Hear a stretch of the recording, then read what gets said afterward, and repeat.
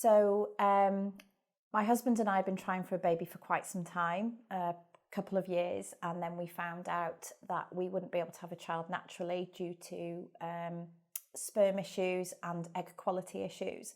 And we were told by our GP we would have to undergo IVF treatment. And I knew nothing about IVF treatment. It just wasn't in my plan. I don't think it's ever in anyone's plan, really, to be honest. And we just didn't know what the future were told, or we had no idea what it entailed, what the treatment looked like. And actually, I was naive to think that you just went and did it and that was fine, that was the solution. Found out since that isn't the case.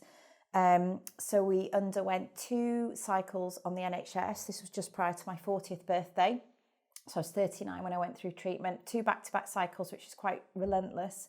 In fact, it was so bad that I took time sick from work because I just couldn't cope balancing my job and the treatment. And it was just really difficult for me. My husband also took time sick off work, and he'd had a very clean absence record for a significant amount of time.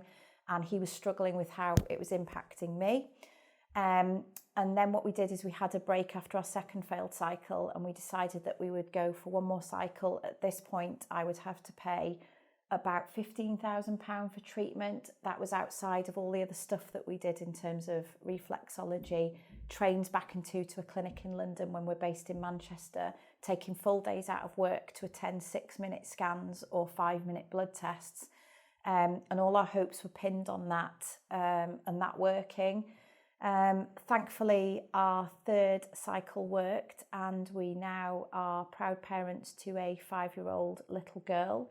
But I think the most important thing about my journey is, and I speak to a lot of people about this, when you have your happy ever after, and that doesn't happen for everyone, that's really key to mention here. You don't eradicate all the trauma and the pressure and everything else that went beforehand. And it's really important that that is recognised going forward. So I get asked quite often, why have I only got 1 child? Do I want any more? And there's these social conversations which actually we need to get better at in terms of understanding people's journey to become parents.